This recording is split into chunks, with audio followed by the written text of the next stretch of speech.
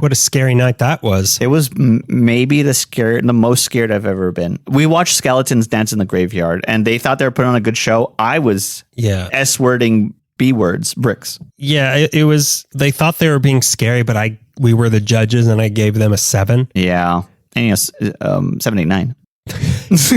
And that's what was really scary. That was really scary. Is the implications of what 7 would do. If 7 could eat 9, they came for 9. And I said nothing because I was not 9. They didn't come for 6 because they were full from 9. And I still said nothing because I was 6.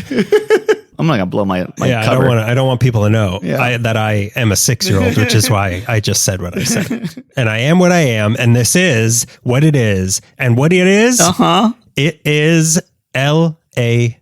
Meekly. It's true. The Los Angeles. Los Angeles. The Los Angeles. The Los Angeles.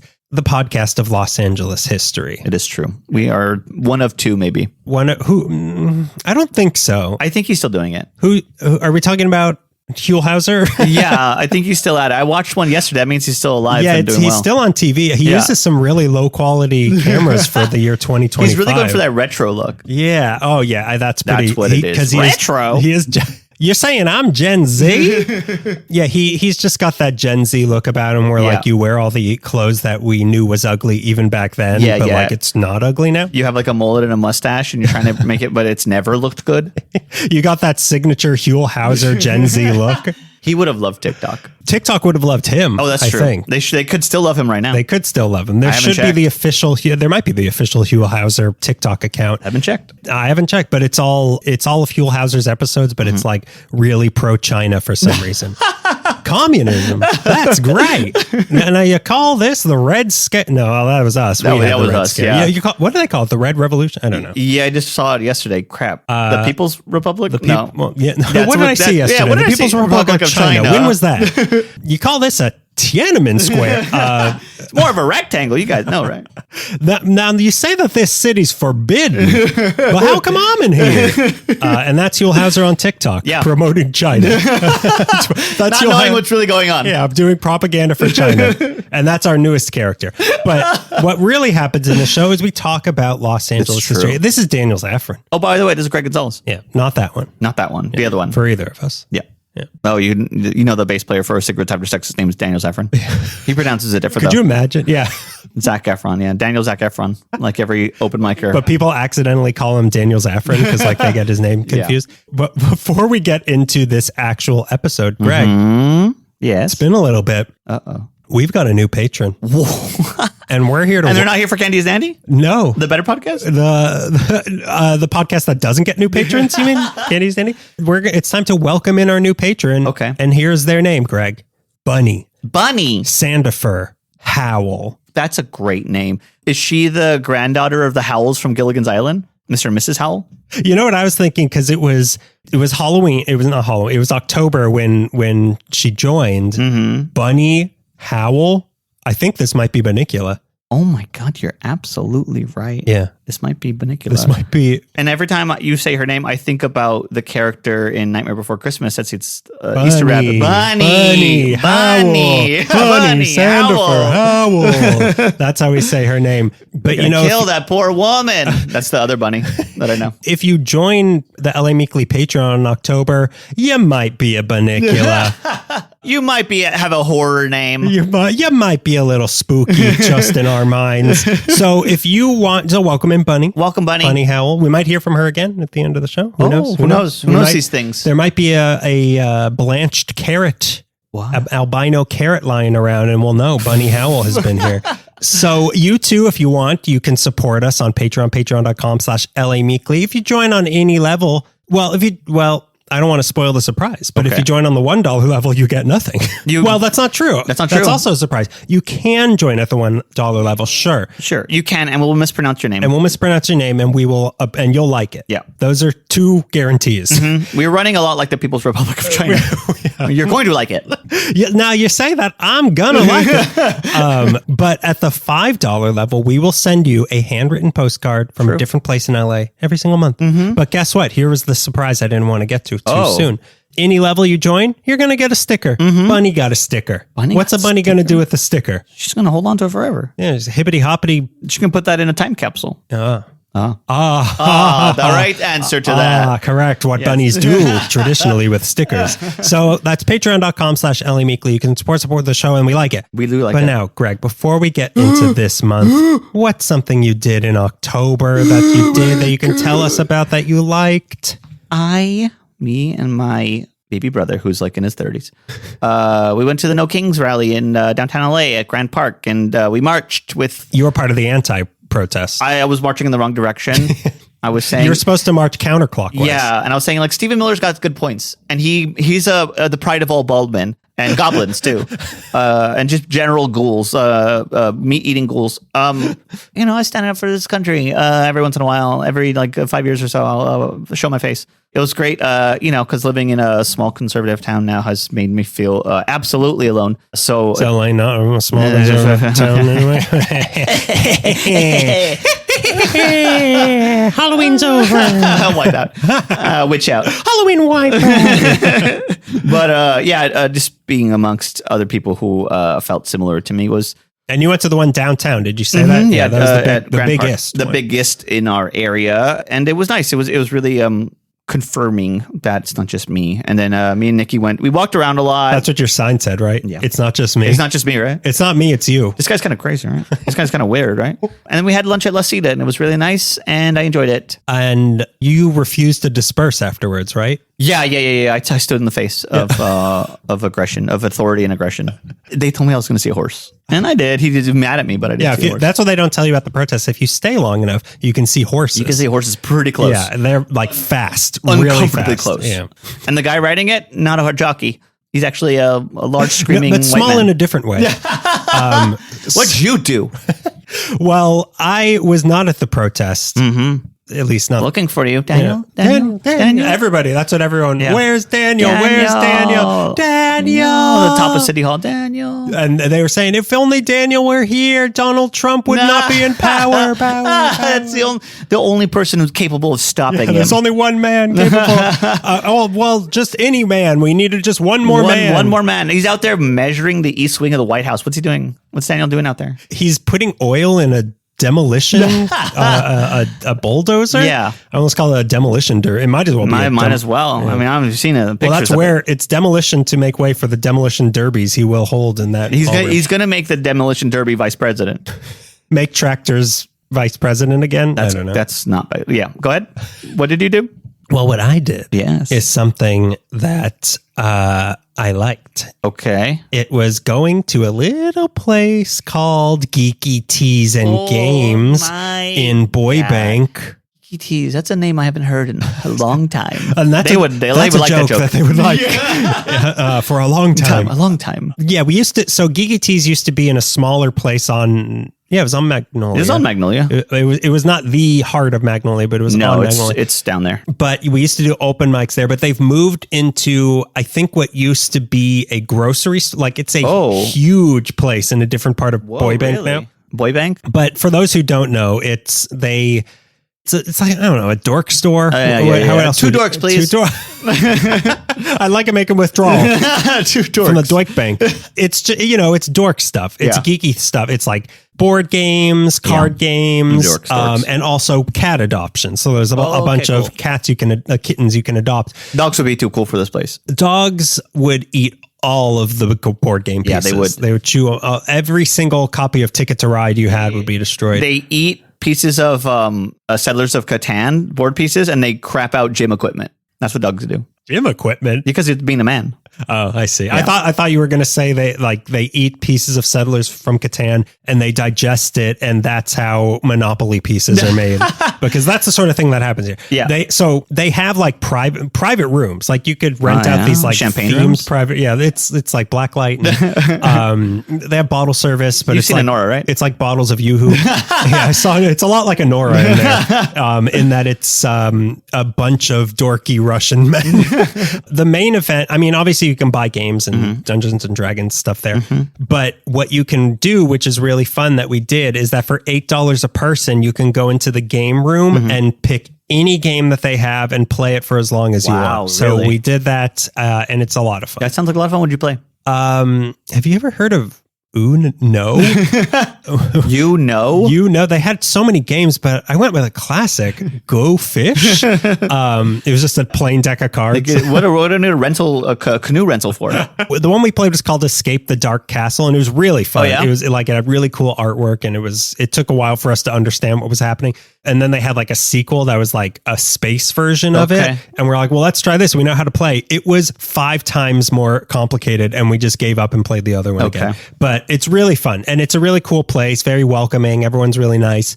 But yeah, Geeky Teas in Burbank, $8. Play all the games you want. And people were there. Like the people next to us were playing a game. It was a Lord of the Rings game that had like the full Tower of Khazad-dûm. Like it had Sauron's eye. And I looked up, and this game takes like 4 hours to play. So these guys were just there for 4 hours invested. Yeah. That's the length of one of the movies. It is. But now you can be rolling dice. Imagine the experience of watching Lord of the Rings, but you're rolling dice, Greg. You're going to spend 45 minutes trying to figure out which ones are part of the Fellowship. That's like 90 minutes of the game. First it's guess who, and you have to guess who's in the Fellowship.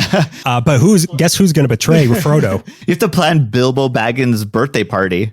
You have to figure out catering. That is the first 3.5 hours of the game is catering Bilbo Baggins' 111th birthday party. Will you invite the Proud Feet? You know you shouldn't, but you really want to see what's going to happen. But if you do, there will be hell to pay because they eat a lot. I mean, even for hobbits. But yeah, Geeky Teas, it's really fun. I recommend it. I think we should go. I think we should learn how to play Dungeons and Dragons. Okay. Yeah. I'm down with that. Someone needs to teach us. I mean, I'm sure if we went in there and I declare I would like to learn how to play, like 50 people would swarm us. Yeah. Please come this way, sir.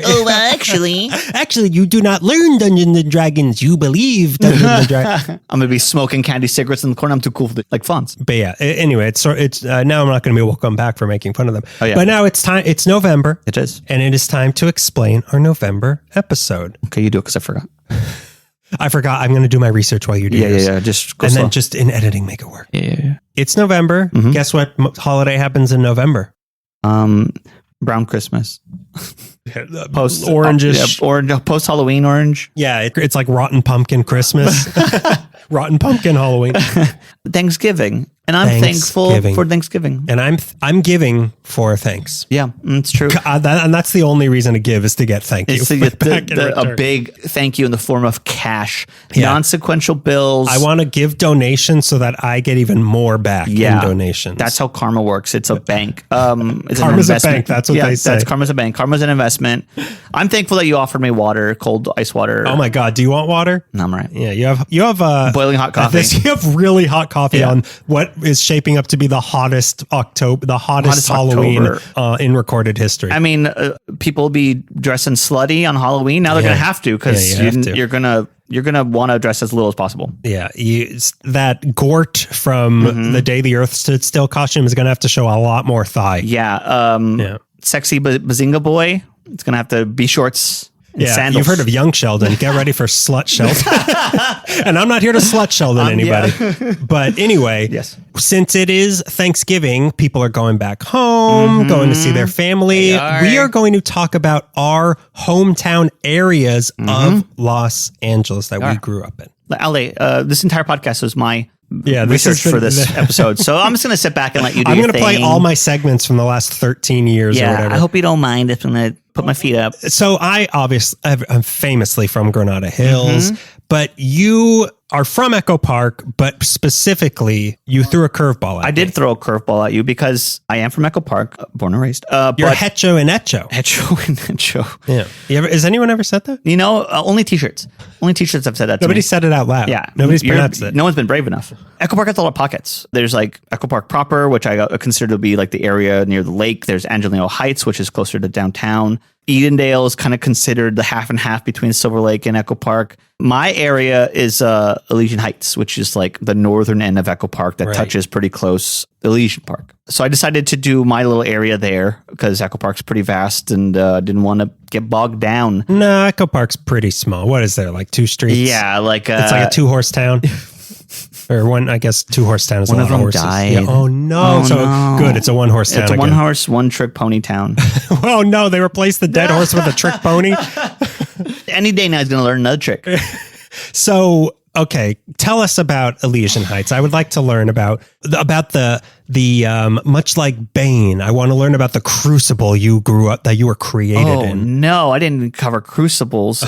Sarah, good. I didn't know that I was supposed to do my Bane voice. Is Bane on TikTok? Oh God, Echo Park. That's immersion. Is that Winnie the Pooh?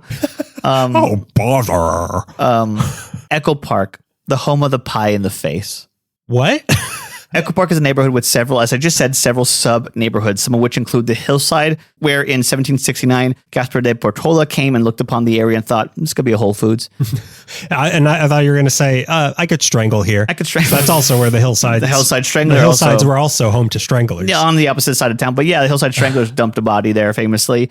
The spot where Edward Doheny struck oil, an area for the young non-Native Americans, which later became the Historic Police Academy. The area where Max Sennett set up shop for comedy shorts, which includes the Keystone Cops, Chavez Ravine, or as it's now known, Dodger Stadium parking lot, the Victorian home preservation area known as Carroll Avenue, along with other countless filming locations. This is all Echo Park in general. In general, yeah, as a broader one. And the damn lake full of the meanest ducks you ever had seen. You ever threw a pie in one of their faces? They ate it faster than it would hit them. Before it could hit them, they swoop.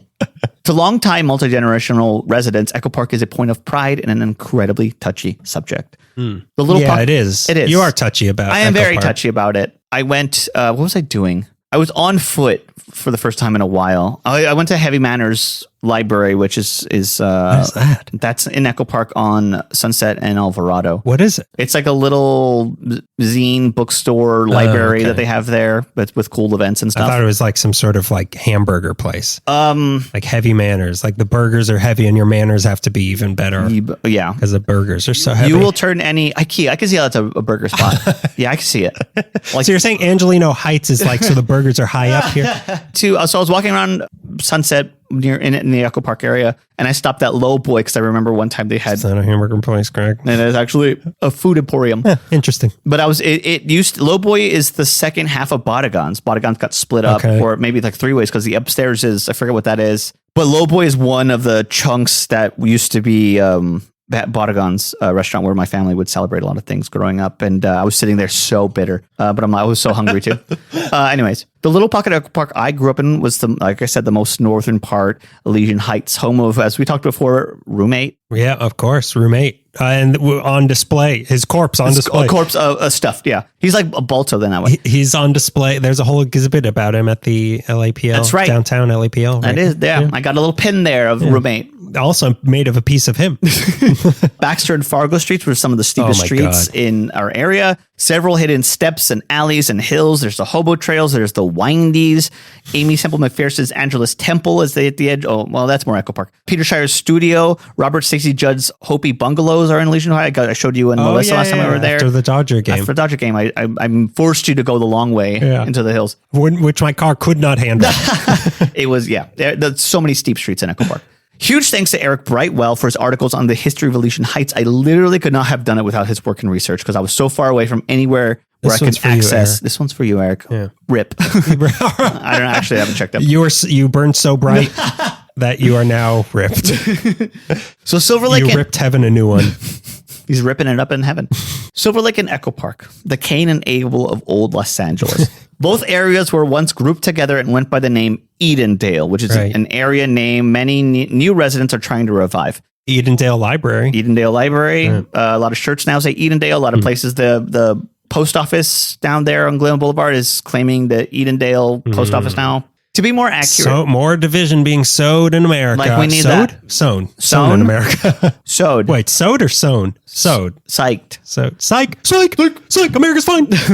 To be more accurate, Edendale was Echo Park and half of Silver Lake, with the other half being part of Rancho Los Feliz, which explains the gradient scale of hipsterism that exists, at least when I was growing up. Los Feliz is super hipster. Right. Silver Lake was the middle, and Echo Park was the low-income residents. Okay. And it has shifted since then, or grew. They've all risen to Silver Lake. Yeah, and now it's like hit Chinatown. We're like, oh boy, I think they should change the name of this area now. Suddenly, all those old men and women walking around Chinatown have like Oakleys on, and they're all dressed like Huell Hauser. Every one of them's influencer now, trying to tell you the best spots to eat at.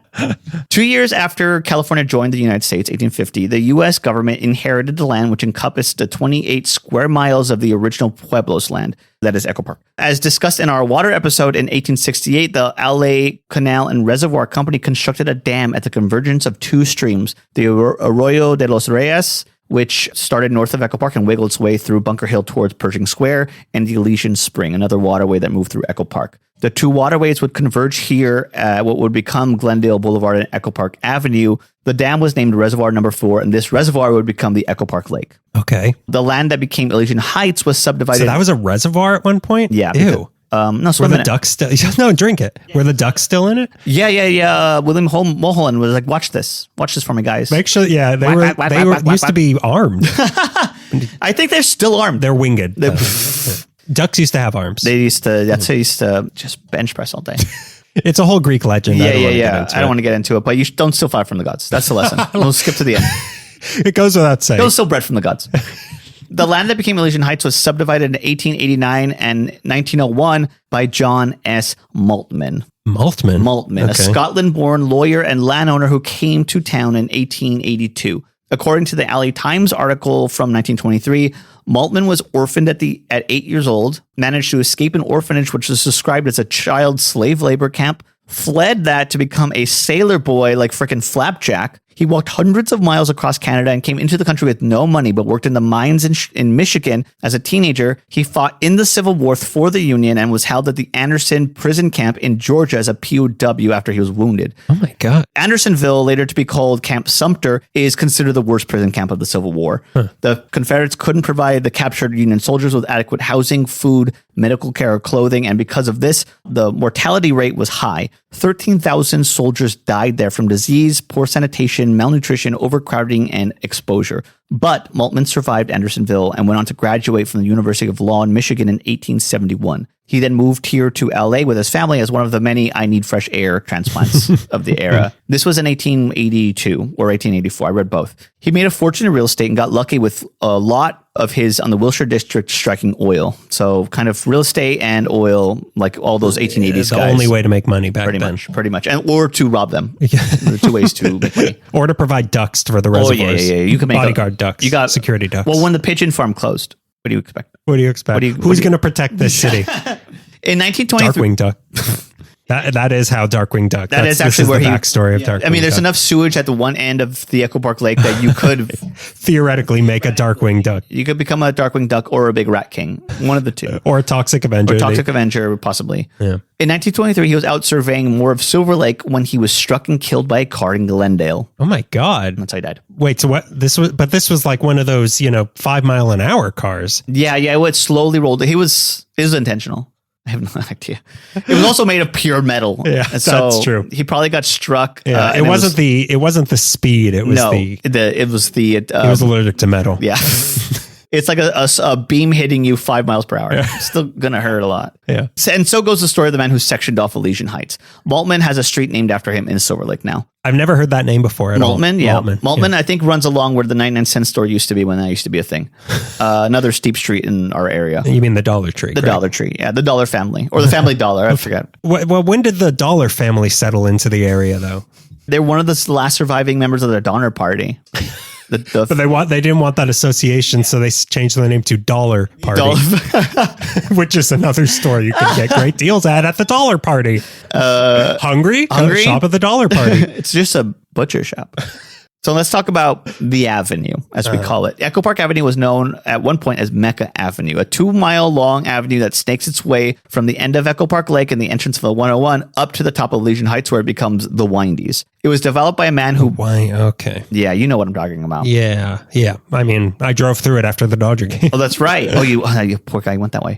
No, it wasn't where the Hopi whatever. Oh, that's not the windies. It's pretty windy. It's pretty windy. I'm not gonna lie. We're not disputing here. I love my windy roads. The one that takes you, it's like a tight road that you have to go to, and you end up on Alessandro on the other end. Yeah, instead of going over Baxter. I purposely avoid that whole area. Yeah. There's only really one way to get to my house. Echo Park Avenue was developed by a man who bought up the unpurchased land that made up the Echo Park Lake and the area around it. Nobody had purchased it, so he came and bought all of it. But he was pressured into giving the lake to the city, so he did that. He developed Mecca Avenue to accommodate the trolley and horse lines at Sunset and Bellevue, which doesn't make sense because I don't intersect as far as I know. Maybe they used to. But they probably used to, yeah. So he's responsible for the area developing a long avenue, and in the 20s it gets called the Echo Park Avenue because it runs alongside the Echo Park Lake. Okay. Back to the turn of the century. The area was obviously, to me anyways, it was at the turn of the century rural. It still has a really like woodland aspect to it because it borders on the Elysian Park area where it's really, I don't know if it's dense, but it's very woodlandy. So Elysian Heights is urban, suburban, and a little bit woodland. Yeah. I mean, every neighborhood in LA is a little suburban. Yeah. But there it is. I mean, I think my area is more wood. It's not really woodsy. It's like naturey. It's naturey. It's like prairie-ish. Yeah. Pastoral. It's pastoral. Yeah. It's a. I almost call them a Klaus Kinski painting. A Thomas Kincaid. There are sections that are like a Klaus Kinski painting, but it's like a Thomas Kincaid painting. But yeah, it is Echo or Elysian Heights. Only because of the park being there. Yeah, I could see it being considered woodsy. It's, to me, woodsy. I guess it's naturey, but it's like a woodland area with like nature trails and lots of trees and lots of grass, and it's full of critters. And then, but there's also like a freeway right there, and there's also like a giant sports stadium right there. The critters are all squished against the side of the road. Yeah, they've accommodated.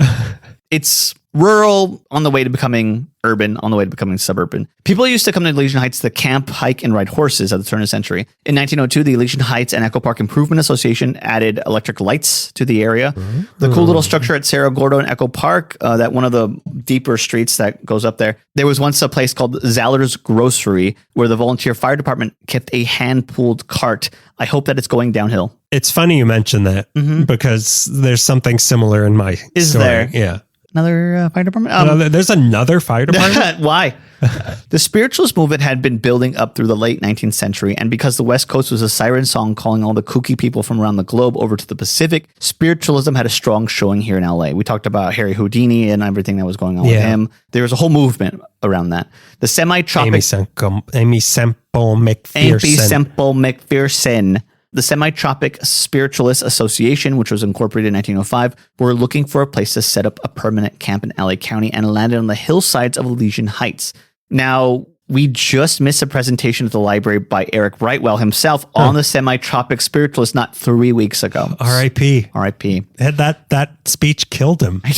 It was so good, it killed him. He wants to talk to a spiritualist, and that's the only way. At the end, he said, and practice what you preach. And then he just exploded. Yeah. And then we looked under our seats, a bunch of Ouija boards. And then on a note attached to it said, if you have questions, use this. Yeah. It is now the Q&A segment of my speech. I'm faster than this than my email. I read this more than my email. I check this more often. Yeah, I check it more often. I'm a demon. R.I.P. R.I.P. According to his article on Medium, which is funny that it's on Medium. All the best spiritualist articles are on Medium. The Elysian Heights campground was devoted to the maintenance and spreading of the religion of modern spiritualism and would host seances, medium readings, and midnight dances. The campground that they had was on the backside of Elysian Heights in the middle of what I call the Windies, near that little like vista vantage point. So that's not an actual term. That's just what you call it. That's what I call it. Okay. There's like a street name, but I mean, anybody who lived in my little area, you say the Windies, it's only one street. There's lots of windy streets in our area. There's only one, the Windies. It's going to get you from one end. It's going to get you out of the area. Not every street in my area gets us out of the area. 3 actually. Only 3 streets will take you out of Elysian Heights. And if you choose wrong, you're going to... One choice will take you up the steepest street. One of the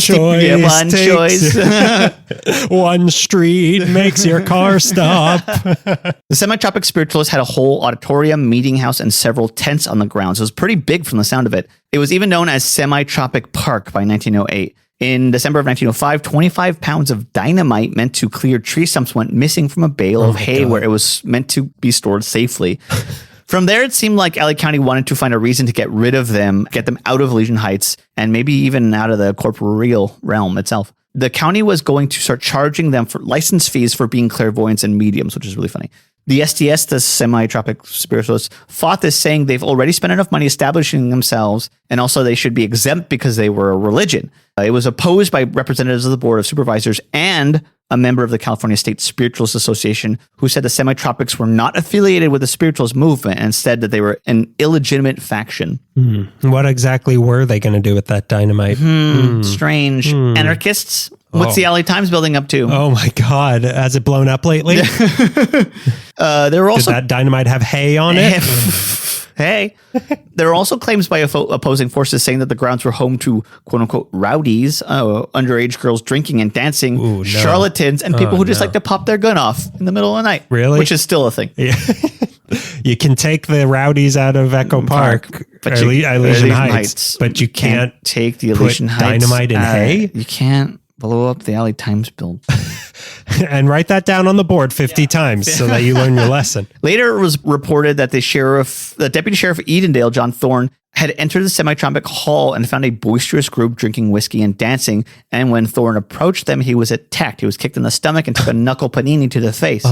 Brightwell smells a conspiracy in all of this, as Thorne's name also appears in a report of the missing dynamite. Through the years, the semi-tropics battled it out with the city and county officials, and they were officially raided in June of the following year. In 1910, the tract that the semi-tropics had purchased was being annexed, so a road could be paved through the hillside, becoming Echo Park Avenue goes all the way up to becomes Landa Street and then becomes Whitmore and takes you onto Alessandro Road. That's the windies. That's the windies, because it's a tight, windy road where only the strong survive. Please, drive slowly, drive safely, be considerate, always find room to allow cars to pass. Don't be an ass, or the locals will hate you. Are you going to talk more specifically about Fargo? The TV show? Yeah, I could talk at length about Fargo. Are you going to talk about it? Because... Not really. Because... Why is it called Fargo? No, I don't even care why it's called Fargo. I mean, I guess a little bit. But that street is so... We've talked about it so many times. Yeah. We're not exaggerating. Like, that street is horrible. Like, that is my car literally stopped halfway up, and I had to, thank God there was no one behind me. I had to go backwards with no power in my car. This is Baxter Street you're talking about. But Fargo is equally... Are you going to talk about Baxter then? Yeah, no. Oh, yeah, actually, yeah. Why is it called Baxter? Yeah. It is one of the steepest streets in LA. Fargo is not much better. No, Fargo's not much better. It's just that you just can't drive through it. That's the only difference between Fargo and Baxter. They're equal in... Trust me, I won't try. If you see the Jackass segment, I don't know if it's in the movie or the show, where Johnny Knoxville's rolled up in a red carpet and Wee Man has a scepter and a crown, and he kicks down the red carpet, but it's down the steep street. That's Baxter Street. If you've seen Naked Gun, I think it's the second one where O.J. Simpson gets trapped under a car and they go through all the different scenarios. One of those streets the steepest street is Baxter. God. Where else? There was a viral video of a bunch of a-holes driving full speed over the hump, and they crash and destroy that was a car. Me trying to get over just Baxter. Normally, yeah. That accident resulted in Baxter Street becoming a one-way and ruining the flow of traffic in my little neighborhood, and I will never forgive him, and I hope that he gets crushed under a train.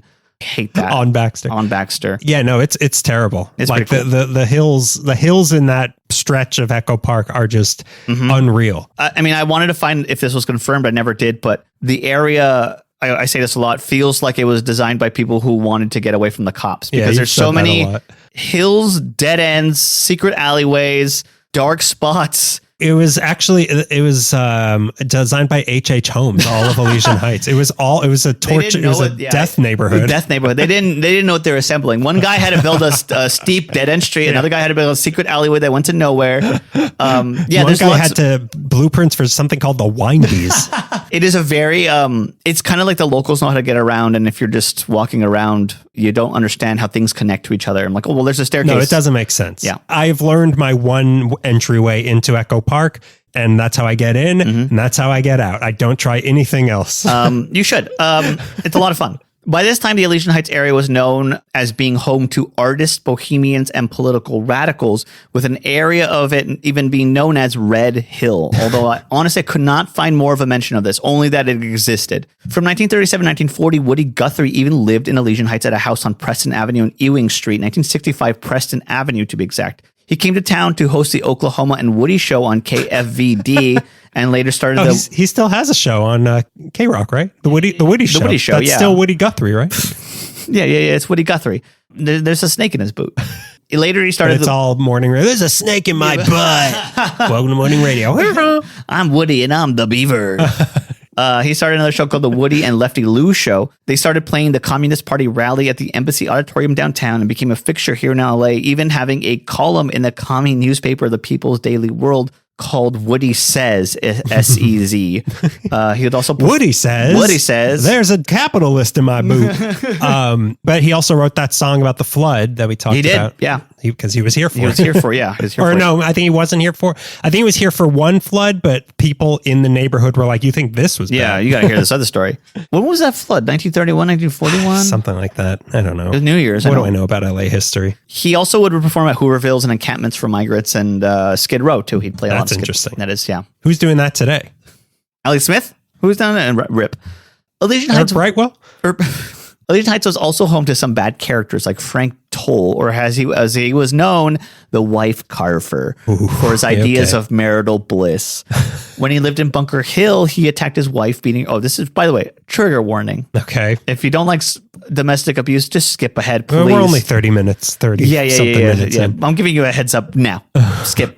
When he lived in Bunker Hill, he attacked his wife, beating her so bad she ended up in critical condition, and he served 5 years in San Quentin for this. In 1889, he was arrested for slashing his second wife's face with a knife. He did another 5 years in San Quentin, was pardoned after his abused wife petitioned for his release. Different wife? Different wife. Wow. He served 10 years in 1888 after taking a shot at a man named Frank Consuelo. His husband? Yeah, he must have been mistaken Frank for one of his wives. The wife carver settled in Elysian Heights in 1891, and 3 years later, he shot his wife 3 times, not killing her. But she did separate him after that.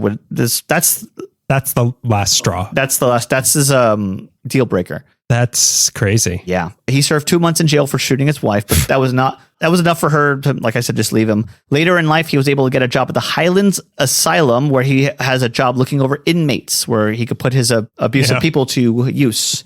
How about you be a service to society? Yeah. Let's turn your impulses to good, Alex DeLarge.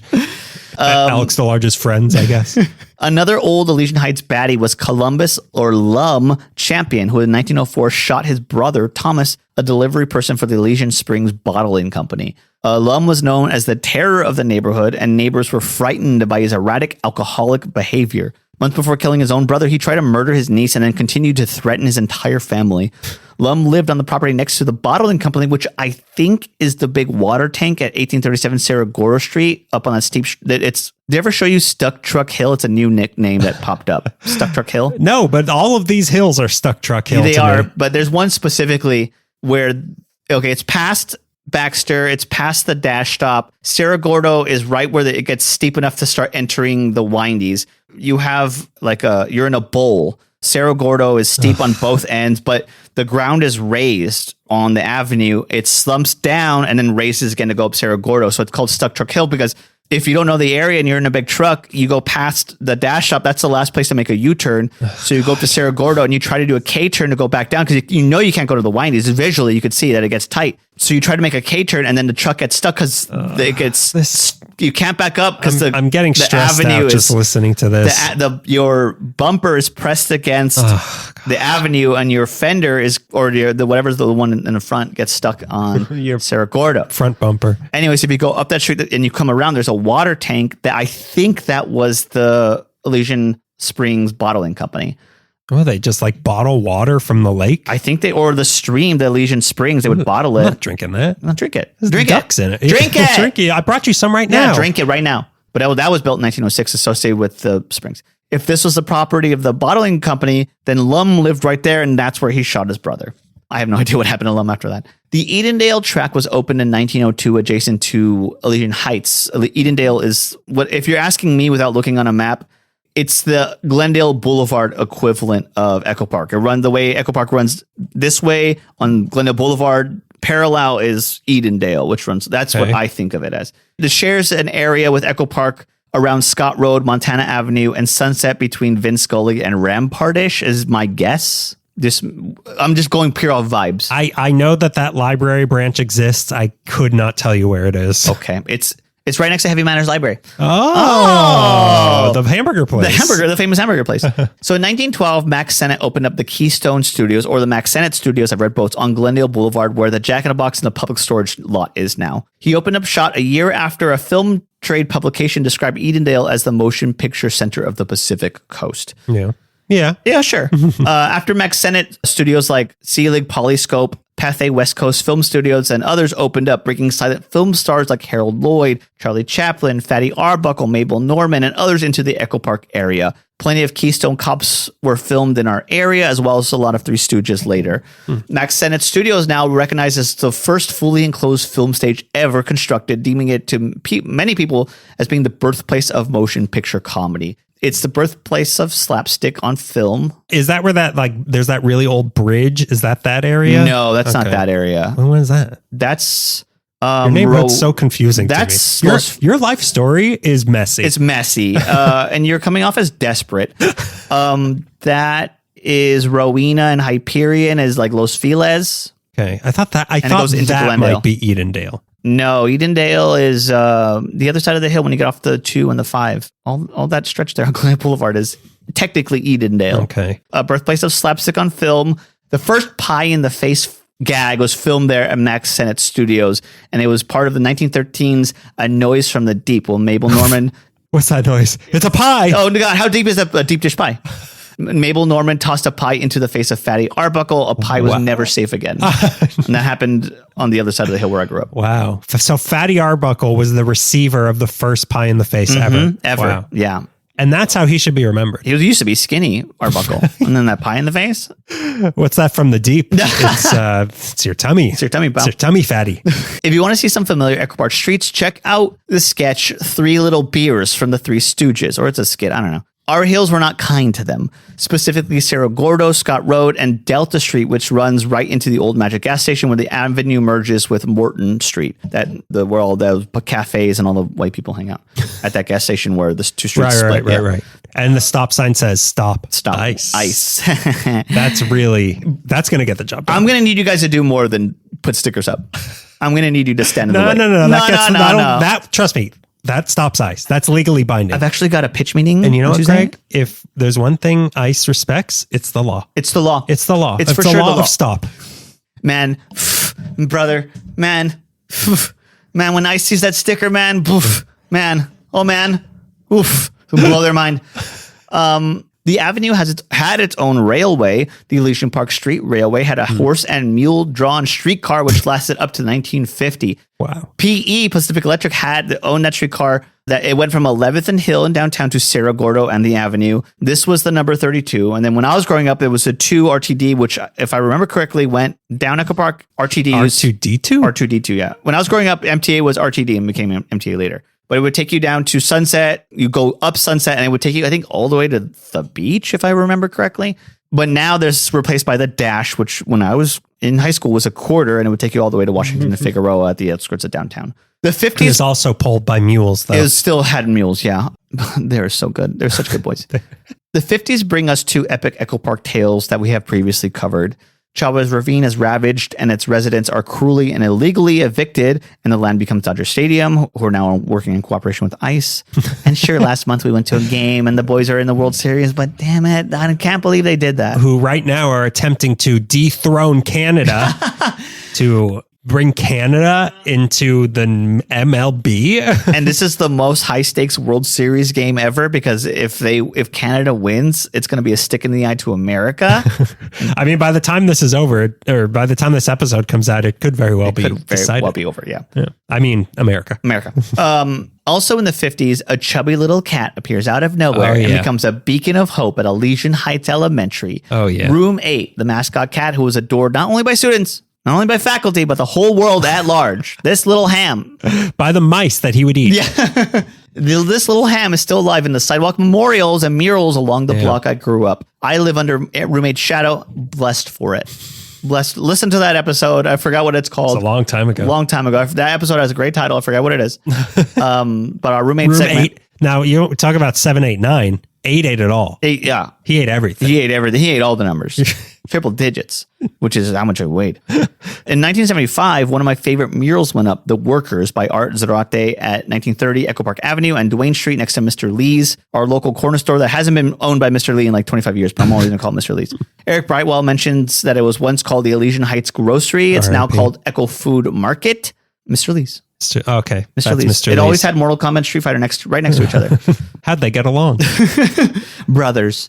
Anyways, the Workers mural was later covered up by a mural of heroin addict Darby Crash of the Germs, which was done by Shepard Fairey. Thanks a lot, Shepard Fairey. I hate you. The Workers was part of a citywide mural project and depicted an oppressive work environment, people working in chains for screaming overlords. It meant something to me growing up. I don't really know what, but it taught me really young that brown people are suffering under unkind conditions just for the chance to exist. It was just like suffering caught in a mural, and I liked it a lot. And it's gone now. And what do you still think about that when you see Darby Crash? When I see Darby Crash, I think to be a young punk in Hollywood and get memorialized after one album. Come on. Through the 60s, it should be Alice Bag on that mural. Through the 60s, that's a name I know because we did it was an episode on them. Yeah. Through the 60s and 70s, it becomes a residential suburban neighborhood, 10 minutes from downtown, 20-minute walk to one of the biggest parts in Los Angeles, with access to 3 of the biggest freeways through the city. It really is just a nice cush spot in LA. If your car has enough horsepower to get out of it. If your car has enough guts to get into it. I would prefer the mule. I would trust the mule more than my car going over those hills. His heart's going to give, but boy, the courage on that little guy. Growing up, it was a big Latino and Asian population in the little corner of Echo Park, and with affluent artists living in the hill. I always knew artists were living in the hills. My mom would always talk about Peter Shire was a local artist. So you look up in the hills? Look up in the hills. Peter Shire's up there, and his kooky little house. We'd walk around. I'd walk around with my grandpa, and there were houses like, what's going on with this house? It's like zany, but there was like a lot of artists and conceptual artists and writers, especially if you start going up the hill, mountaintop, and then all the working class families would live at the bottom or on the hillsides, inspiring the artists. Exactly. Gangs like EXP, Echo Park, really get big through the 80s and 90s. They've kind of always existed, but they become like a gang, like a street gang, thoroughly in the 80s and 90s, as far as I can tell. Allison Anders films Maria Loca in 1993, and it captures an element of living in Elysian Heights and Echo Park at the time that still really exists, but it has to now compete with deep gentrification, which puts the city and its history at risk. I first started noticing it as a sophomore in high school when the shops at Morton started opening up, closing up old stores, and bringing a whole new crowd that has only entrenched itself deeper. I talked about it later in an earlier episode, how first wave gentrifiers are now mad at third wave gentrifiers. And it's just a big Ora Bora at this point. Lupe Briarde, one of the advocates for Chavez Ravine's family, was being threatened by eviction by the NELA Group, N-E-L-A Group, a real estate company that bought her beautiful Queen Anne home in 2018.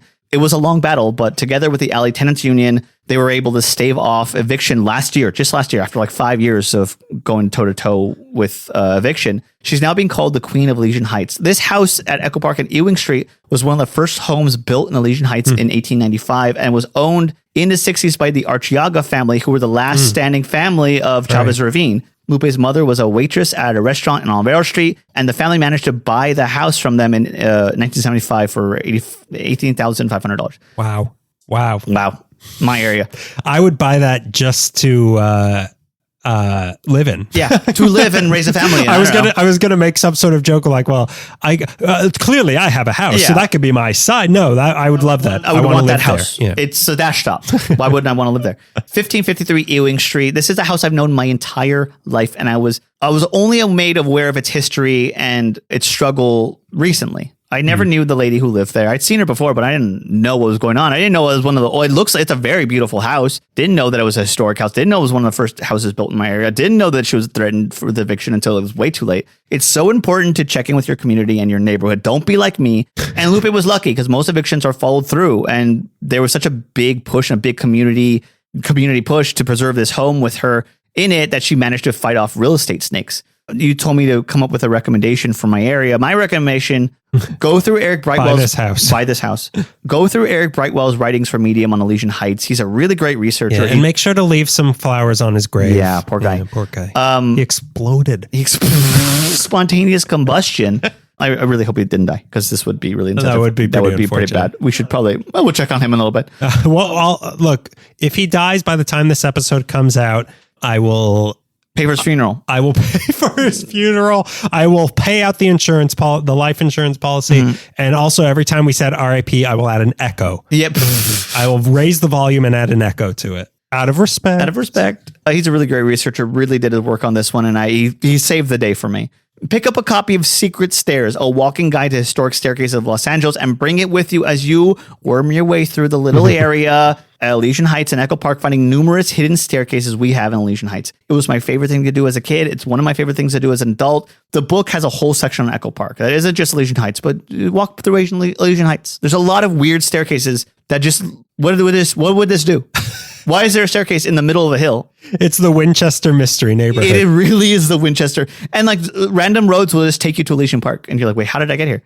And join the LA Tenants Union or any community activist group. Start getting involved with something. Don't sit around and expect other people to fight the good fight for you. You have a skill set that is essential to progress. Even if you don't recognize it, you can help. As I just listened to Bernie Sanders' audiobook, Democracy is not a spectator sport. I agree. Yeah, but where should we eat? Yeah, but where are we going to eat on this one? Is there a deli close by? I would like to eat food there. Lady Bird is a place that on the corner by Elysian Heights. That's pretty good. It's small and expensive, but go there because the food is really good. And I went there on a lark one time and I was like, oh, actually, I like this. Well, I was going to say, well, of course, you got to recommend Masa Pizza. Masa Pizza. But that's not Elysian Heights, I guess. It's Echo Park proper. Echo Park proper.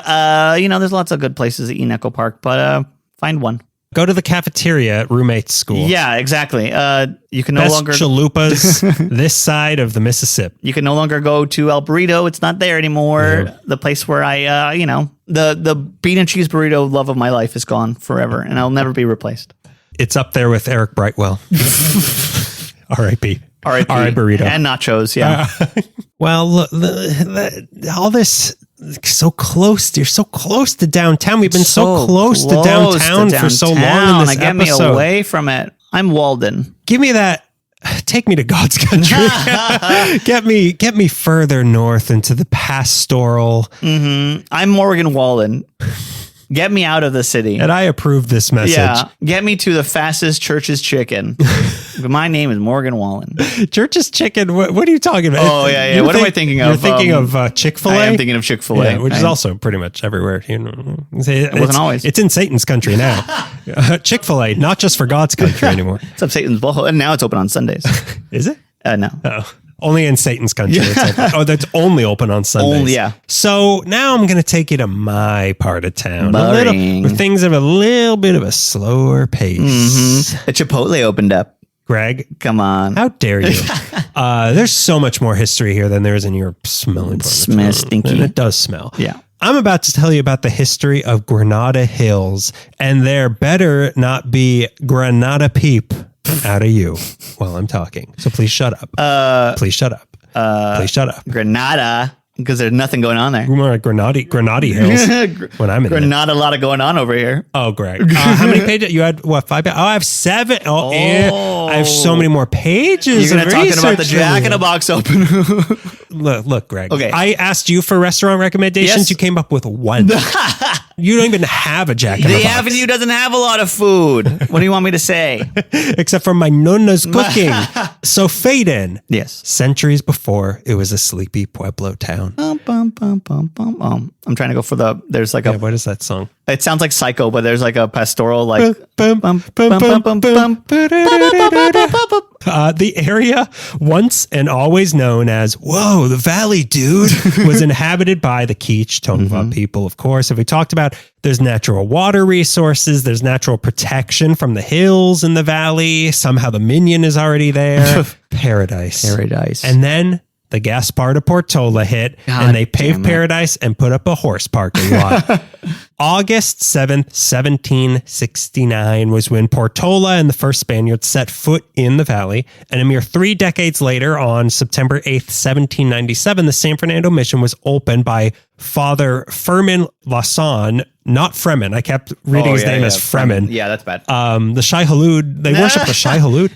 And the local natives began being converted. So basically the entire... with consent, not against their will, right? Consensual conversion was happening in the valley. So basically the entire valley, including what is now Granada Hills, was property of the Catholic Church of Spain.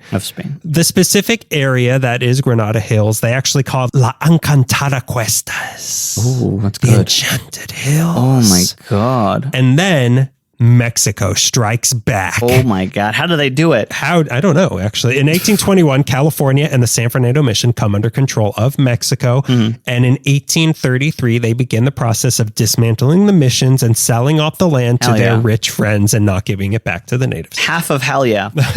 Half of purgatory, yeah. Yeah. That's pretty funny. That's pretty funny. It's pretty funny on paper. Let me that northern part of the valley was sold by Governor Pio Pico in an attempt to raise money to fight off the invasion of the United States. How did it go? Let me look at this flag I have here on the wall. What color is it today? So he sold this area, this northern part of the valley, to a man named Eulogio de Celis in 1846. De Celis seemed to allow people to settle onto the land that he owned, I'm sure for a fee, and landlords, am I right? No, God, I can't get rid of them. But in Spanish? I don't know. Don't do this. Don't do this. Dio de Casa? House gods? Casa de Dios. And, yeah, that's not church. You're right. It's landlord. You're absolutely right.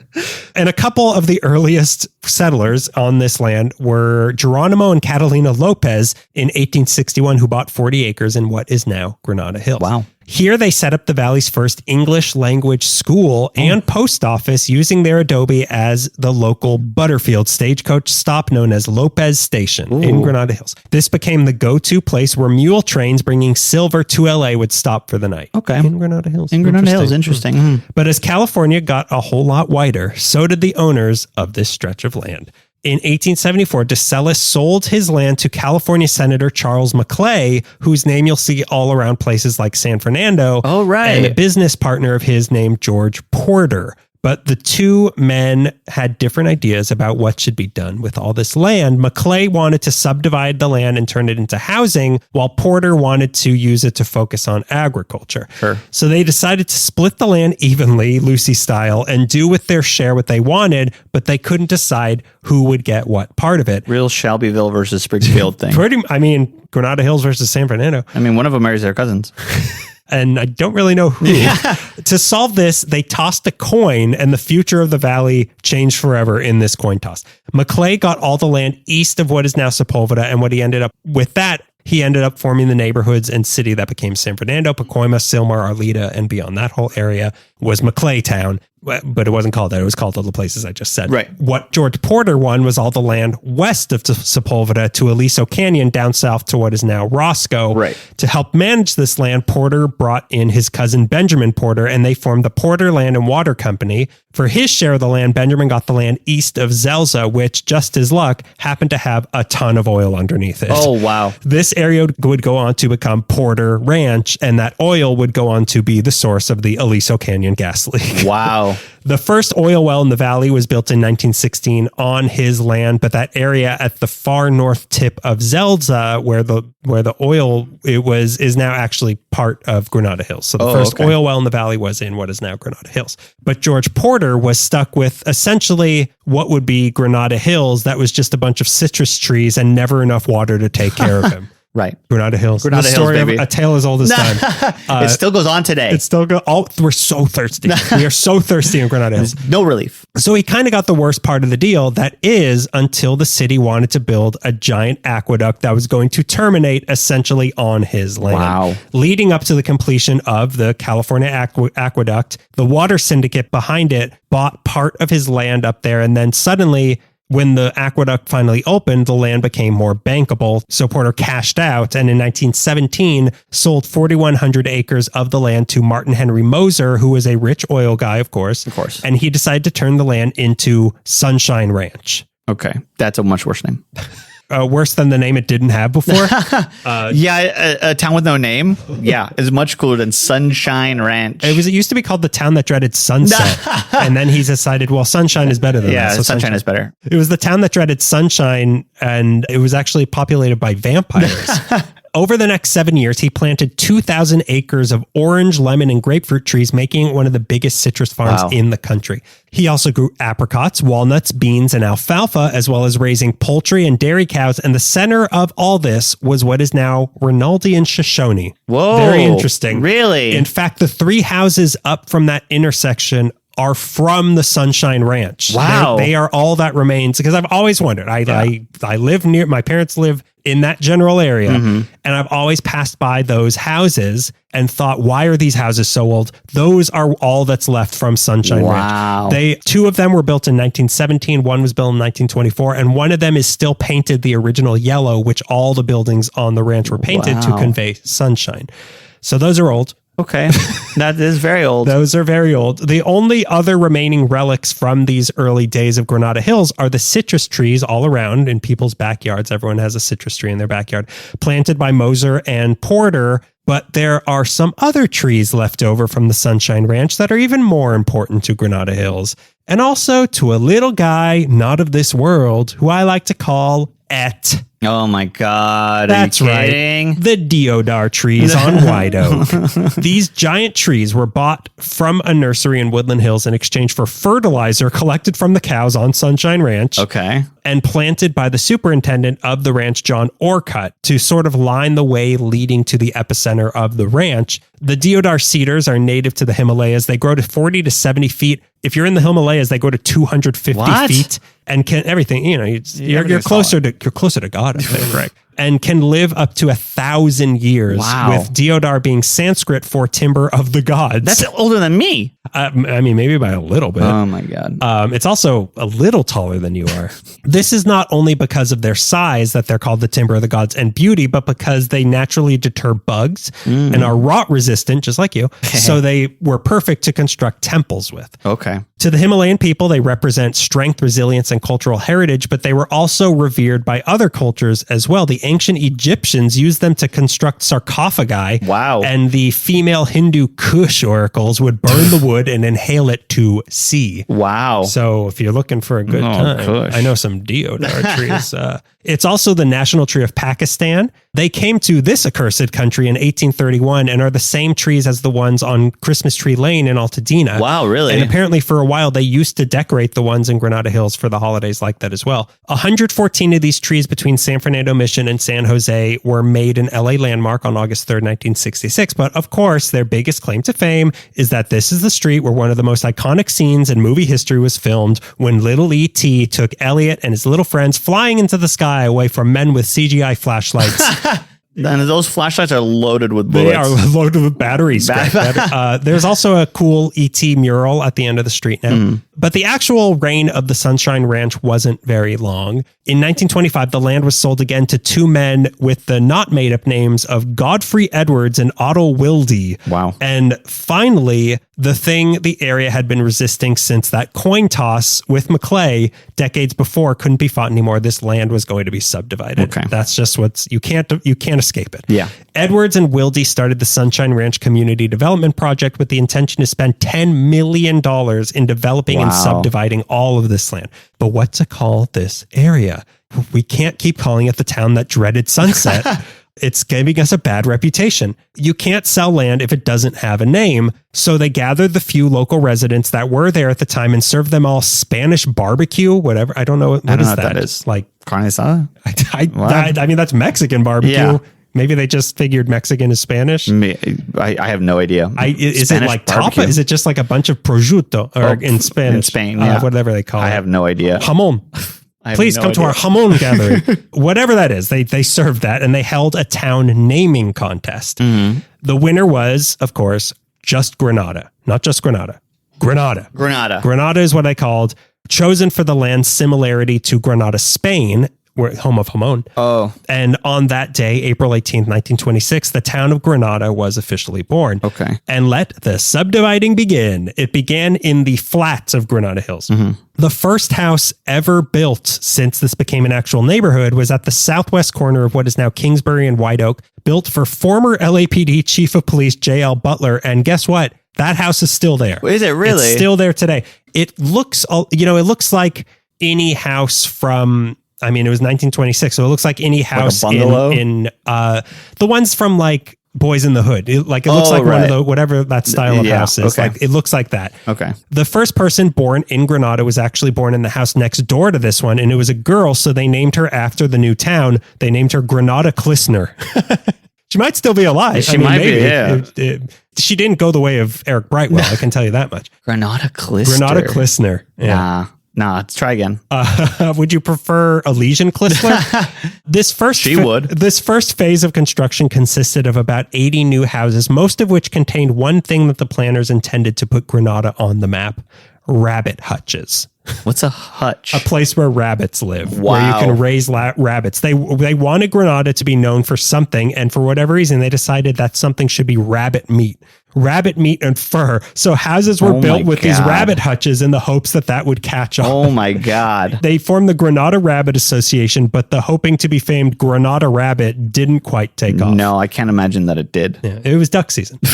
Which was in Elysian Park. Elysian Park, yeah. They also opened Granada Elementary that year, which is right down the street from the house I grew up in. In 1928, Granada became more enticing to motorists when streetlights were put in. That'll do it. Yeah. All I was missing, I don't need a paved road. I just need streetlights. And a year later, that would be 1929, the area's first gas station was built at Devonshire and Balboa. Okay, I know that one. There's still one there. There's not the several same there, yeah. There's at least 8 of them at that intersection, stacked on top of each other. They would even bus people to the area from downtown for free to show them how nice it was out here and to entice them to buy homes. Cool. Where's all the stuff?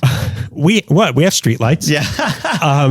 And look at our gas stations. And look at Granada Klissner. We have all the Granada Klissners in the city. Then they built the Granada building at the northeast corner of White Oak and Chatsworth, which was a 2-story building at the time, and the first attempt at a commercial district was started there. The building served as a community center as well as the offices of the California Trust Company, which had taken over the developing and selling of the land, as well as the Char Char Malt and Coffee Shop, which, boy, I wish it was still there. Meet me at the Char Char. I'll be the Char Char. And then the Depression hit and housing progress had to be melted down into we eat houses now because it's cheaper than food. Home buying slowed down everywhere, but especially in places like Granada because people felt it was too far from the city, which was where the few jobs that existed were. So people were not moving here for a decade, really. Yeah. This pretty much kneecapped the progress in Granada through the 30s and kept it mostly agricultural and rural. They even briefly considered joining forces with Northridge in 1931 to help each other in boosting the area, and renaming that whole area would just be called North Los Angeles. Wow, really? But that never, thank God that never happened. Ooh. Things got even worse when Granada Elementary was forced to close down in 1932, and several of the buildings from there were moved to Long Beach and Venice to replace the ones destroyed during the Long Beach earthquake in 1933. It closed down because all the kids were ugly. Because all the kids got eaten by their parents. There was only one kid, and her name was Granada Klissner. They could beat her. They wrote her name down. She's the golden goose of, we're counting on her so we won't inbreed. So the 30s was a step back for Granada, but hey, it wasn't all so bad. In 1933, we got our first fire truck. Whoa! This is what I wanted to talk. So it was parked at Zelza in San Fernando because that was the top of a hill, and it had to roll down the hill to get the engine started. And then after the fire was put out, people would have to help roll it back up the hill for the next fire. I'm surprised they didn't just like put it on a big string, like a big rope, and pull it back up. Yeah, it's like a Halloween decoration that jumps out at you. I want to put out your fire.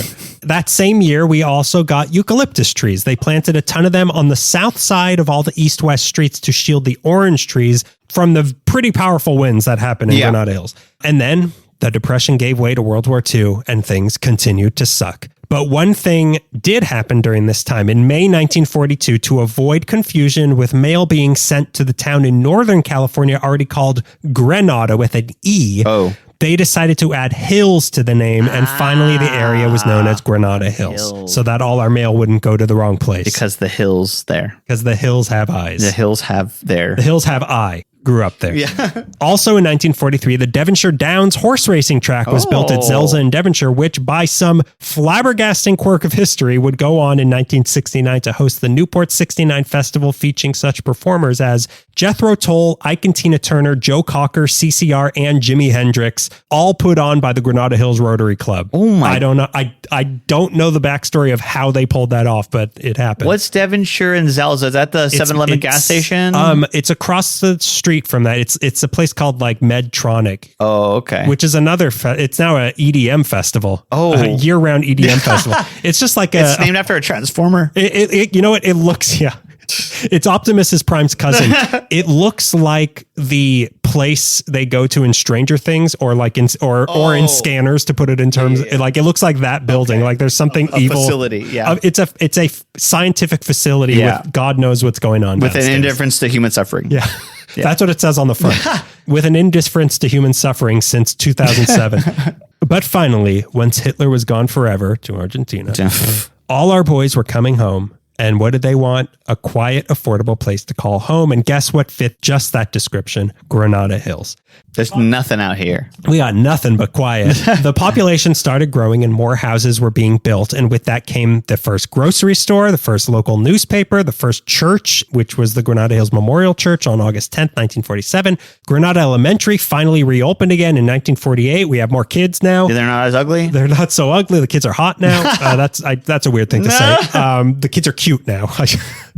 All right. You started it. They even started an orange blossom parade down Chatsworth each year, and people from all around town would drive to Granada Hills with the windows down just to smell the orange groves at the right time of year. The 50s brought even more subdivision and growth. Tons of new, mostly ranch-style homes were built in new housing tracts with names like Orange Estates, and would typically have 3 or 4 bedrooms, 2 baths, a family room, and an all-electric kitchen. Like this was the standard model of a house. Yeah, this is the future. This is the future. Yeah. And there was a robot that was also hot. But I can't say. They don't have rights. But I know people like Greg like to poo-poo a place like Granada Hills as being bland and being cookie cutter. You're Chipotle. You're Jack in the Box, which is all you eat at. You eat at. But I'm here to tell you. Addicted to jacking. But I'm here to tell you, you're thinking of Porter Ranch, Greg, and the far north parts of Granada Hills, which we'll get to soon. Okay. Granada Hills famously has a massive concentration of beautiful mid-century homes. There's the Marlborough Palms tract, which is hard to say, with a bunch of homes designed by Dan Palmer and William Kreisel, who also designed many of the iconic homes of Palm Springs. Wow, really? So it's that sort of look. Richard Nutra designed the James and Olive Logar residence in 1951, right by Rinaldi and Shoshone again. Then between 1962 to 64, the Balboa Highlands was built, which was about 100 homes on the streets of Darla, Lizette, Nanette, and Jimeno, which one of these names doesn't quite fit in. It's a law firm. Darla, Lizette, Nanette, and for Spanish speakers, Jimeno, which is the only tract of homes developed by the famed Joseph Eichler in LA County. Wow. Eichler was a big proponent of making Frank Lloyd Wright style modernist homes available to everyone, including stipulating that these homes were not subject to racial and religious housing covenants. Hell yeah. There were 4 different models of home there, featured either flat, slant, or A-frame roofs, with each house having a big atrium and floor-to-ceiling glass walls with an open floor plan and a lot of natural light, which I think when we were moving into our house that my parents currently live in, I think we might have gone into one of these houses because I looked at pictures of them and it was that same style of just like you walk in and it's just like a sunroom. Like it's just bright, high ceiling. So it was that sort of like, this is the town that dreads sunshine. Remember, Mother? So this guy built a ton of these style houses in the Bay Area in the 50s, but this stretch in Granada Hills is now a city historic preservation overlay zone. Okay. Then you've also got the quirky things like the Konapali Apartments, which are a tiki-style apartment building on Balboa, built in 1962, it's kind of a local landmark. But back in the 50s, things were really booming. The first bank arrived, which was the Bank of Encino, weirdly. Business finally started populating Chatsworth Street, including Paul's TV, opened by Roy Paul in 1951, that is still there today. Wow, really? I don't know how. I'd never seen anybody go into Paul's TV or out of Paul's TV. They started a Miss Granada Hills beauty pageant that ran until 1992, apparently. I don't know why was I never asked? Why do my parents never submit me? I was one of those hot kids. Granada Clister won every year. Every year till 1992 when she exploded up into heaven with Eric Brightwell. In 1956, the Knollwood Country Club officially opened, even though its roots go back to 1924 when a bunch of guys from Chicago were playing golf up there. That was one of the places I applied to work at for my first job. I remember you telling me that. They did not. I made a lot of Caddyshack jokes. Yeah, I left something that looked a lot like a payday in the pool. In 1957, they finally got their own dedicated post office in Granada Hills. Oh, coming up in the world. Yeah, we can send mail now also. We not just have our mail going to Granada in Northern California. Wow, we're finally connected to the rest of the world, huh? What's everyone up to? Oh, no. So what's the last 50 years been like? So a town was really coming together. They were even marketing it as the Valley's most neighborly town and the city of destiny and the Beverly of the Valley. Wow. Yeah. Settle down. I think you'll find that it was the city of destiny. Granada Hills was even chosen as an example of the model American neighborhood when leader of the USSR Nikita Khrushchev came to visit Los Angeles. Khrushchev, more like. He said while he was here, he wanted to do two things: meet John Wayne and go to Disneyland. He sure did. I believe he did meet John Wayne, but Disneyland was deemed too much of a security risk for him. So instead, they drove him around Sophia Avenue in Granada Hills to marvel at an American suburb. Oh, wow. And they sang It's a Small World as well. He didn't know the difference. Yeah. And then at the end, they said, don't forget to bring your death certificate. And he's like, I don't get it. I don't get American jokes. I don't understand. In the USSR, we actually say that to people when they walk through town. Just in case we have to murder you, push you out a window. The 50s was a huge population boom for Granada Hills. In 1950, the population was about 5,000 people. And by 1960, it had increased 1,000% to over 50,000 people. What? The DWP had to build a new distributing station in 1955 and 1968. And then the Rinaldi receiving station in 1967 just to keep up with the growing population. Jeez, we need more power. Yeah. But for the most part, this development had been happening in the flats of Granada Hills. Much of the hills part of Granada Hills was still huge swaths of land owned by individuals. Okay. There was the Cascades Ranch owned by Charles C. Reynolds, so named because it was right by the Aqueduct Cascades. Oh, interesting. Reynolds sold orange tree saplings from here, and the ones that are still at CSUN are saplings from this ranch all grown up. Really? Yeah. And diseased now.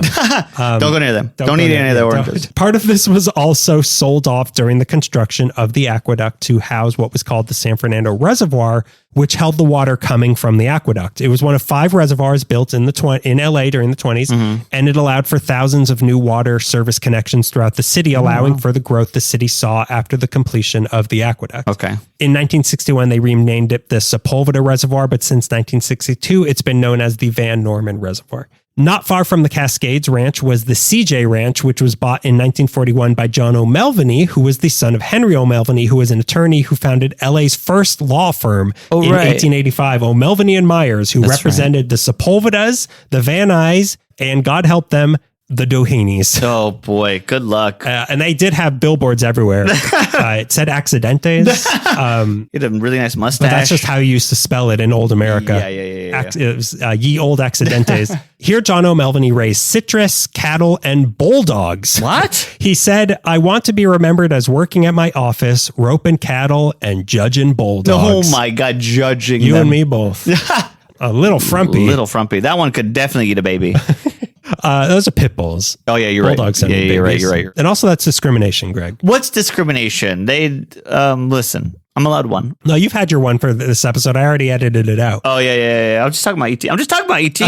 Then there was Minister Leonard Eilers, a.k.a. the Preachin' Cowboy, who in 1941 built North Rim Ranch next to Aliso Creek, north of San Fernando Mission Boulevard, which became a big community hub and also a place where children and foster kids were taken care of during World War II. Wow. So it kind of like the lost children of World War II were taken care of there. But the biggest names came out of what was originally known as Rancho Oro Grande, or Grande maybe, which was all the land above Rinaldi between Zelza and Balboa. Okay. It was built between 1939 and 1940 by the Wells of the Lane Wells Corporation as a horse stud farm. Whoa. They had 400 beef cows, 30 mares, and 2 stallions. Wow. Oh, boy. Oh, they're having Sign fun. me. Where's the application process? Can we make it 2.5 stallions? It covered about 800 acres with the official house address being at 17801 Bull Canyon Road with an entrance at Louise and Rushing. Then when World War II hit and stallions had to be melted down into ponies, and in 1942 it was sold to Hollywood power couple Janet Gaynor and Gilbert Adrian. Wow. Janet Gaynor starring in Sunrise, not fitting for the former Sunshine Ranch. Fitting. The industry that dreaded sunrise. So it was so innovative. Showed a wife being, I think, contemplated being drowned by her husband. Have you seen Sunrise? No, It's I really haven't. good. Okay. You love it when wives get drowned. So she was As long as they're insurance policy. as long as I don't have to be concerned about the husband. But yeah, she was the wife in Sunrise. And also she was in the first iteration. She was the star in A Star Is Born. Oh, so she was the first one. interesting. She was the original Lady Gaga. Yeah. But her husband, Gilbert Adrian, was a legendary costume designer for MGM who did the clothing and costumes for pretty much everything Greta Garbo did. Okay. Also, The Philadelphia Story, Rope, Shadow of a Doubt, and biggest of all, The Wizard of Oz. He did the costumes for. Really? But then in 1953, they decided to uproot and sold part of it off for subdividing and the rest to an even bigger name. James Cagney. That's right. Bought this land. He bought I think that's Edward G. Robinson. That's Edward G. Robinson. Yeah. I was thinking of like, well, can I say where's your subdivision now? But that's not the right guy. No, it's not. That's more I'm a subdivider dandy. I'm trying to think of any line from White Heat. I'm the king of the world, but it's Granada Hills. I'm the king of Granada Hills. He bought 450 acres of the ranch, planted 90 acres of orange groves, bred horses there, and called it Bull Canyon Meadows. Wow. He didn't actually live here, but visited it frequently, and the main house is still there. Oh, wow. Someone lives in it. I don't know yeah. who. It's Edward G. Robinson. Where's your king of the world now? However, he didn't like all the new housing development that started going on up there in the 60s. So in 1966, he sold it to James Roach, who is an ex-rodeo star and became the only black person living in Granada Hills. Wow. Roach renamed it AAA Ranch and sold even more of it off until he only had a mere 150 acres and lived there until the 80s when the rest was sold off to be even further subdivided. Wow. Okay. And throughout the 50s, 60s, and 70s, Granada Hills continued to step forward out of the stud ranch era and into the modern stud era. In 1953 came Vintage Magnet School. In 1959 brought Porter Middle School. In 1960 brought both Norwood and Danube Elementary Schools. All of these built in the new post-war SoCal school style with big open quads in the middle of the campuses. But of course, the most important of these schools came in 1960 as well. Granada High School. Boo. What do you care? What, Just because I went there, you boo it? Yeah. What mascot was yours? Oh, it's I was going to say a matador. It's a sunshine. Yeah, it's the murderer from the town that dreaded sunrise or sunset. It was at least when I was there, it was a man and a Highlander. It was a Highlander. There can okay. be only one. So on the dean's list, there can be only one. Who is your Highlander now? Our principal was Edward G. Robinson, so I can't say that. So some notable alumni from there that we've talked about many times, and a few new ones I found out about. Joan Jett, of course. Valerie Bertinelli went to Granada High School. Bertinelli. Robert England. That's right. Where's your Messiah now, bitch? John Elway, who the football field was renamed after in 1998. Co-founder of Uber, Travis Kalanick, went there. Co-founder of LA Meekly, me. And also the guy who shot people in an office building in New York City last year went there. Remember? It was, I do remember. You said he was your best friend and influence in life. I said, even though I graduated 10 years before he did, I said I support everything he does. Yeah. But that was before I heard the news. Yeah. That's not funny. But if you laughed at it, it was funny. It's kind of funny. From 1970 to 1972, Granada High School had the biggest student body of any high school in the United States. When I graduated, how many people were in your graduating class? Not a lot. I think mine was 3,000 people graduated. I don't think I had. It was outrageous. I think I had like 500 maybe. Wow. I mean, I went to a small high school. I couldn't hear anything in any class I was ever in. I was number 3,000 because of my last name. Yeah. And it was sat alphabetically. As it always was. Yeah. Aaron Aardvark, he passed all his classes. He did great. He was the Messiah.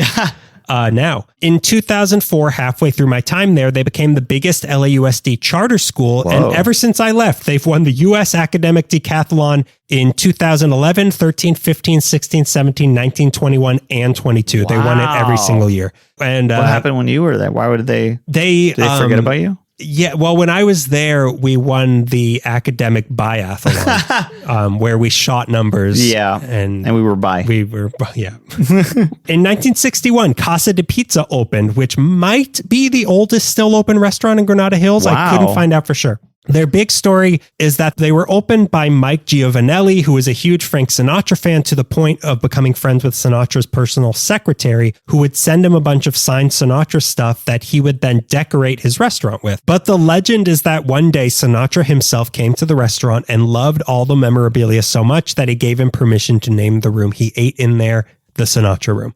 And that's always I've been there several times in my life, and that's always Frank Sinatra ate here.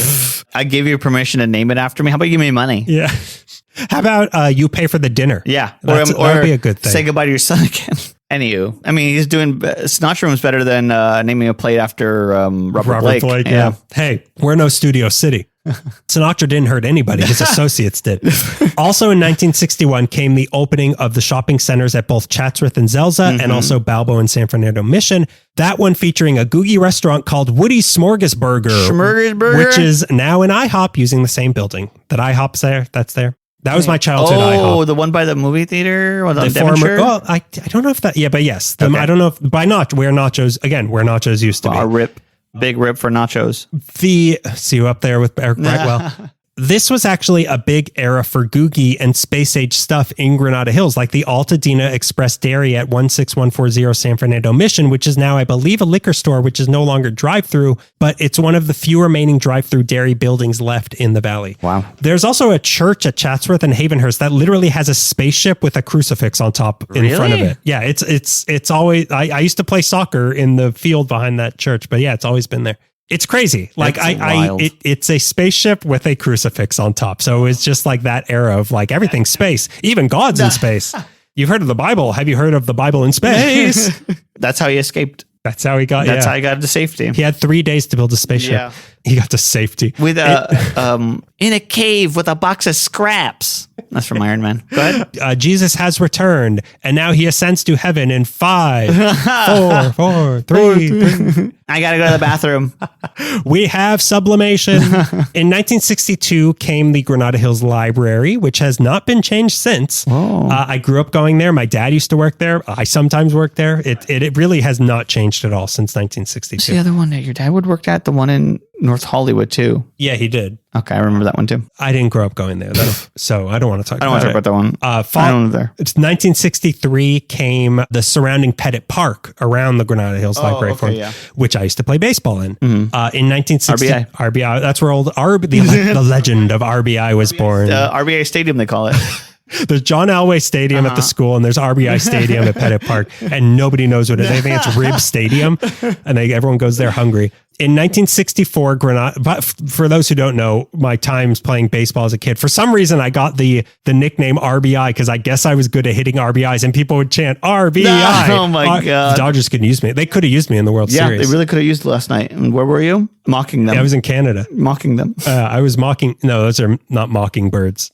Blue Jays. Blue Jays. They're birds. They're birds. In 1964, Granada Hills finally got representation in the city council. And in 1966, we got our very own Granada Hills Community Hospital. Oh, cool. That's also the year the California Federal Savings and Loan Building was built, designed by Allison and Reibel, who also designed the Annenberg Center for Performing Arts in Beverly Hills. Wow, really? The First Congressional Church of LA and the Wilshire United Methodist Church were all designed by this same group. In 1970, the Odyssey restaurant opened up overlooking the whole valley, which they say is the second oldest restaurant in Granada Hills. Never been there because I always heard it's bad. Yep. So where's Odyssey again? It's like when you're going up the 5, it's like the northernmost part of. Okay, I have been there. Yeah, it's you. I honestly, I don't know how you get up there because I've never been, but there's a big sign on that hill saying the Odyssey. In 1971, the aforementioned Pettit Park became the home of the first all-girls AYSO soccer team in the United States. I was not on that team. Why? In 1972, saw the opening of the Joseph Jensen filtration system, which provided and continues to provide filtered water to the Valley, Ventura County, West LA, Santa Monica, and the Palos Verdes Peninsula. It's not Pettit Park? It's Pettit Park. There's no E at the end, you dummy. But a lot of people think it's Petite Park. Petite Park. And I don't want to mince words. They're idiots. They're maybe the dumbest people alive. Yeah, pretty dumb. And you can tell when a local, that's the thing. You can tell if you're actually from Granada. Yeah, it's the three fingers from Inglourious Bastards. Yeah. And then we do shoot them immediately. Yeah. 700 million gallons of water a day is delivered from this filtration system, and it's believed to be the biggest water treatment plant west of the Mississippi. Jeez. Then 1973 was when the city of LA bought John O'Melveny's land and reopening it in 1979 as O'Melveny Park, which at 672 acres is the second biggest public park in LA behind Griffith Park. Is that where the Bad News Bears played? No, that's in Chatsworth is where the Bad News Bears play. This is like an actual park, like it's nature. It's not just it's not RBI Stadium. It's like an actual nature park. I see. But it's huge. It's is really that the one big. that starts off of Rinaldi? No, that's ET Park. Actually, it's ET Park. Okay. I think actually Petit Park. Petit Park. Sorry, I cut you off. What were you saying? It's like if you're going up where we're going to be going later tonight to see Halloween stuff. If you're going up towards Santa Clarita, like it's there. Like it's as far north as you can get before getting to that part. That part. Okay. That same year was when, in 1973, was when the Granada Hills Girl Scouts, in particular, a girl named Thelma Witt, started a Youth in Action parade that celebrated the local schools of Granada Hills and the kids in them that happened every October until 1984, when it morphed into the Granada Hills Holiday Parade, which has been held every December since then and is now the biggest holiday parade in the Valley. Wow, okay. That's the parade where I saw the cast of Malcolm in the Middle in like the first season of Malcolm in the Middle. And SpongeBob was there one year. I remember you seeing the cast of SpongeBob. Yeah. Or was it just SpongeBob? I think it was SpongeBob and whoever does Patrick as well. No, it was the voice of SpongeBob and actual Patrick. I don't know how they got him, but I thought he was booked, but they got him. He was in like a water tank, like the guy, Harry Houdini. The guy named Edric in Dune Messiah that would come into theaters soon. Yep. You'll get that joke soon.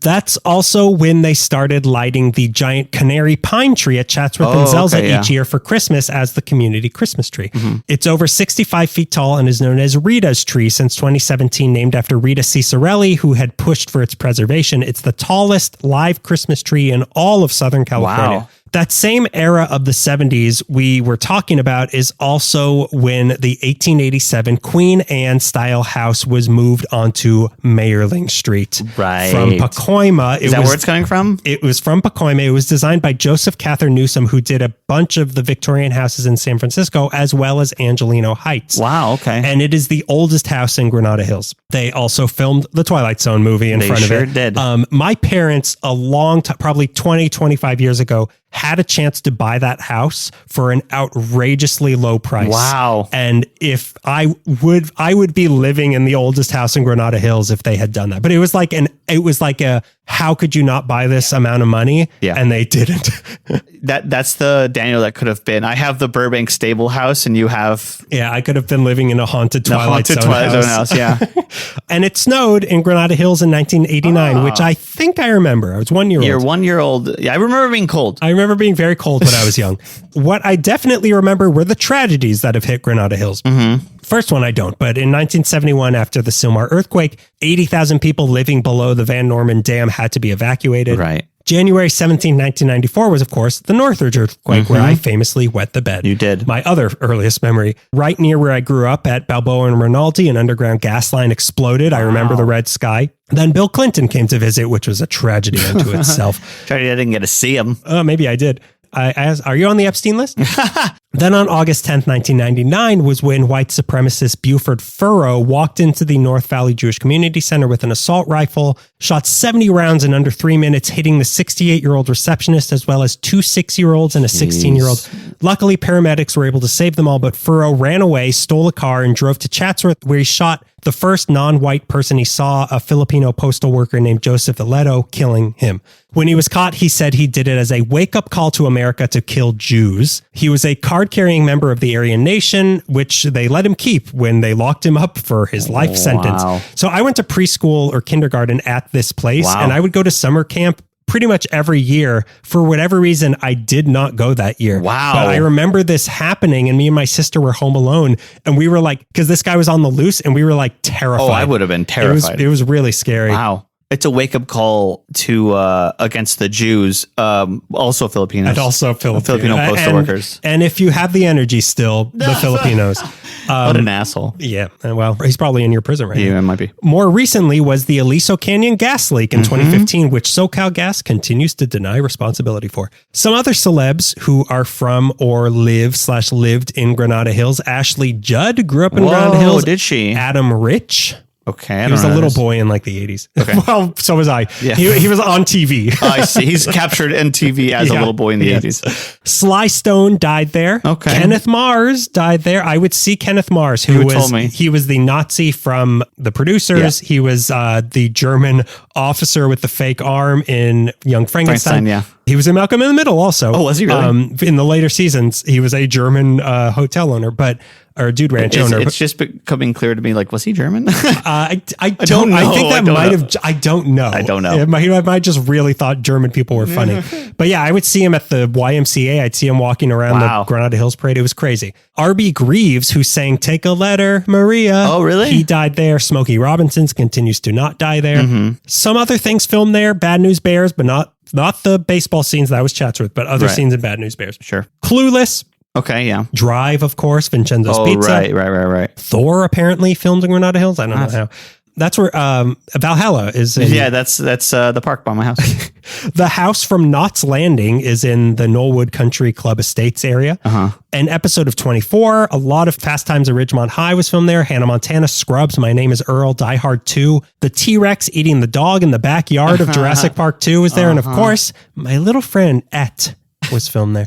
The boundaries today are the 405 and the 5 on the east, O'Melveny Park on the north, Reseda on the west, then you go down to Devonshire, east to Balboa, south to Lassen, and then back east to the 405. That's Granada Hills. Those are the boundaries. The current population is just over 55,000 people. The honorary mayor is John Cicerelli, who I think was the husband of Rita Cicerelli. I can't tell. He has owned the Kirby Vacuum Company for the last 55 years. That is also on Chatsworth. Wow. It's one of those stores I've never seen anyone go in there. They are in the middle of their centennial anniversary right now, and will continue to do special events all year, like they did a screening of E.T. a little bit back. Now for what we really came here for, my local recommendations from Granada Hills. Everybody loves the Friday night food trucks on the stretch of Chatsworth near Zelza, which they've called Old Granada Village since the year 2000. The food truck night has been going on every Friday since 2011, which makes it California's longest running food truck event. It's fine. I don't really care about food trucks that much.